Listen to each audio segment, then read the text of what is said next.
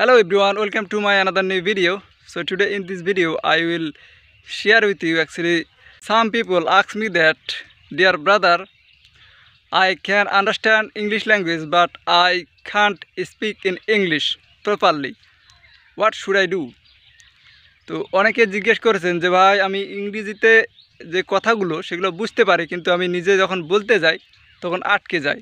তো এক্ষেত্রে আমাদের কি করা উচিত বা কি করতে পারি? সো ডিয়ার ফ্রেন্ডস, আমি আমার পার্সোনাল যে অভিজ্ঞতা সেদিক থেকে আমি যদি আপনাকে বলতে যাই, সেক্ষেত্রে আপনাকে সর্বপ্রথম যেটা গুরুত্ব দিতে হবে সেটা হচ্ছে ভোকাবুলারির উপর। এই যে ভোকাবুলারি, আপনার ভিতরে যদি শব্দ ভাণ্ডারটাই না থাকে যে আপনি কি বলবেন, কখন কোনটা বলবেন, নেক্সট একটা স্টেপ তো আছে, তো আপনি কখন কোনটা ব্যবহার করবেন, সেই ওয়ার্ডগুলো যদি আপনার ব্রেনের মধ্যে না থাকে, একবারে মুখস্থ, যখন বলতে যাবেন তখন যদি বের না হয়, আসলে সেটা আপনার ভোকাবুলারি কমতি বা ঘাটতি বা অভাবের জন্য এটা হয়।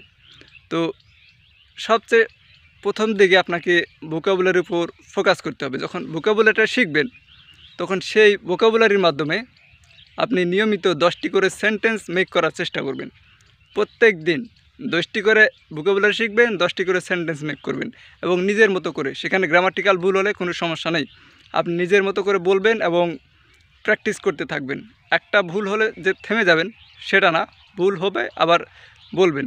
এভাবে করতে করতে আপনার ভোকাবুলারিটা আস্তে আস্তে আপনার ব্রেনের মধ্যে সেট হয়ে যাবে। কারণ ভুল একটা মানুষের হতেই পারে। আপনার বিগিনিং যখন ভুল হয়ে আপনি ছেড়ে দিবেন, আপনি হেরে যাবেন।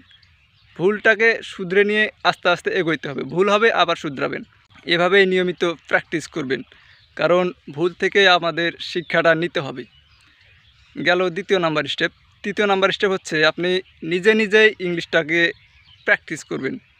মানে যখন আপনি সেন্টেন্সটা মেক করলেন, খাতায় রাইট ডাউন করলেন, তারপরে সেই সেন্টেন্সগুলোকে মুখস্থ করার পরে নিজের আয়নার সামনে বলেন অথবা নিজের স্মার্টফোনের ক্যামেরার সামনে বলেন, রেকর্ডারটা চালু করে রাখবেন যাতে আপনি নেক্সট টাইমে ভিডিওটাকে স্কিপ করে দেখে নিতে পারেন যে কোথায় ভুল আছে।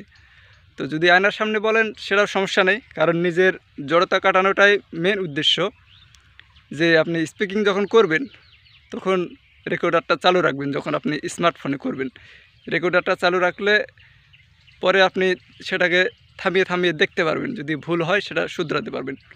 তো আমি নিয়মিত যেটা করতাম, আমি যখন ইংলিশটাকে প্র্যাকটিস করতাম নিজে নিজে, এই টিপসটা ফলো করেছি খুব গভীরভাবে। এখনও আমার নিয়মিত এই টিপসটা চলে।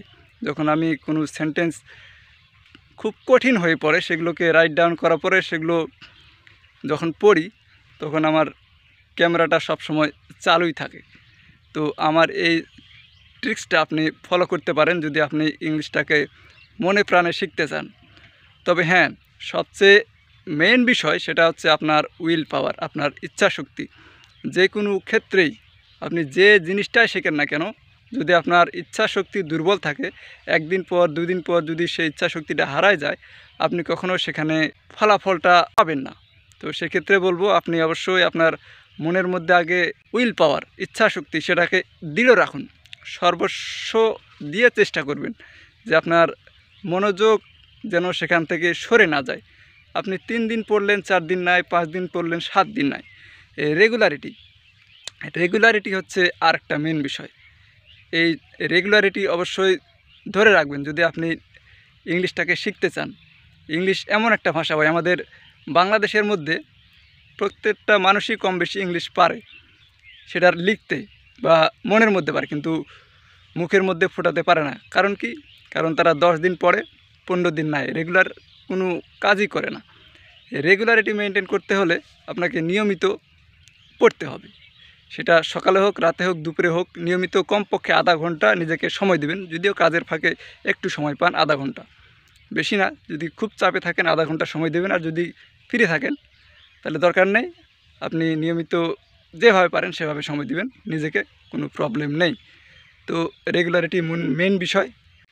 রেগুলারিটি মেনে যদি কাজ করতে পারেন বা প্র্যাকটিস করতে পারেন, আপনি 3 মাসে যেগুলো আপনার প্রয়োজনীয় বাক্য অন্যদের সাথে কনভারসেশন করার মতো আপনি শিখে যাবেন।